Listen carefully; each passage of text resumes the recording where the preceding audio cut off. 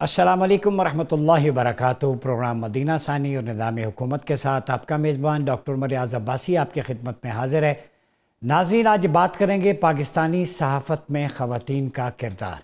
جب اس موضوع پہ بات کرتے ہیں خواتین کی، عورت کی، تو سورہ بقرہ کی آیت نمبر 228 ہمارے لیے بیسک پرنسپل ہے جو خواتین کو امپاور بھی کرتا ہے۔ اللہ رب العزت نے ان کو امپاور کیا، ان کے رائٹس دیے۔ قرآن کیا کہتا ہے؟ وَلَهُنَّ مِثْلُ الَّذِي عَلَيْهِنَّ بِالْمَعْرُوفِ، اور عورتوں کا حق مردوں پر ویسا ہی ہے جیسے دستور کے مطابق مردوں کا عورتوں پر ہے۔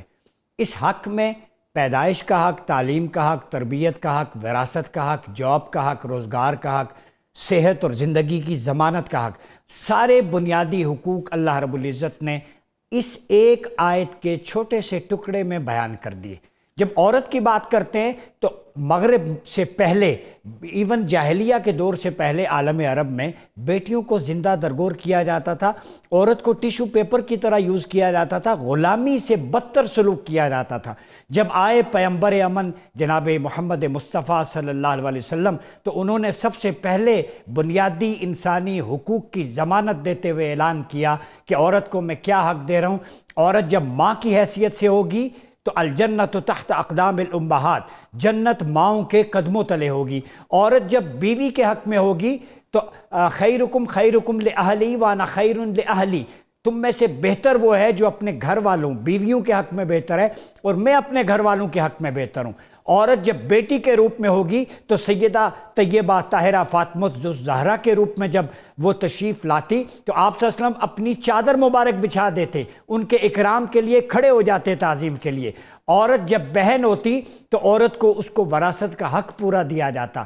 اگر اوائل تاریخ میں دیکھیں تو ام المومنین سیدہ خدیجہ الکبریٰ بزنس ویمن کے طور پہ متعارف ہوئی، جن کے آنسٹی کی بنیاد پر آپ صلی اللہ علیہ وسلم کے ساتھ نکاح ہوا، جو مال تجارت شام جاتا تھا۔ سیدہ عائشہ صدیقہ رضی اللہ تعالیٰ عنہ، اسلامی فقہ کی ترویج و اشاعت میں آپ کا کردار نہ صرف صحابیات بلکہ صحابہ کرام بھی پردے کے پیچھے آپ سے سیکھتے۔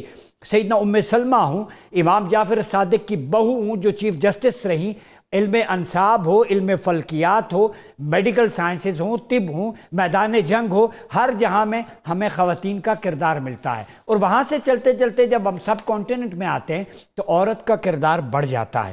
اور امام طبری کے مطابق اور دیگر جو مفکرین ہیں ان کی جو مختلف آراء ہیں تفسیر پہ، حدیث پہ، اس پہ جو کام ہوا ہے میں آپ کے سامنے رکھتا ہوں۔ عالم اسلام میں جو خواتین کی کنٹریبیوشنز ہیں، نائلہ حشام صبری کی اردو تفسیر المبصر لنور القرآن 16 جلدوں میں شائع ہوئی، یہ خاتون نے قرآن مجید کی تفسیر لکھی۔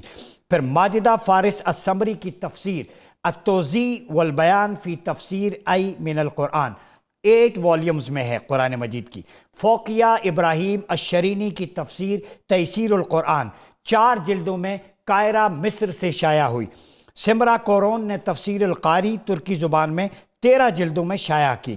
اسی طرح جو ہے زیب النساء سب کانٹیننٹ میں ایک خاتون ملتی ہیں جنہوں نے قرآن مجید کے حوالے سے سیرت پہ بہت اچھا کام کیا ہے، اور سحر انبری ملتی ہیں ہمیں۔ اسی طرح مختلف خواتین کے حوالے ہیں۔ تو پاکستان میں جرنلزم میں بھی خواتین نے اپنا لوہا منوایا ہے مختلف فیلڈز میں۔ آج ہم دیکھیں گے کہ وہ وار کے دوران رپورٹنگ ہو، دھرنوں کے دوران ہو، جلوس کے دوران ہو، سوشل میڈیا ٹرولنگ ہو، ان خواتین صحافی جو کمیونٹی ہے ان کو کن مشکلات کا سامنا کرنا پڑتا ہے، اور پاکستان میں خواتین کے لیے جو ورک پلیس ایتھکس ہیں اس میں کس حد تک بہتری کی گنجائش ہے۔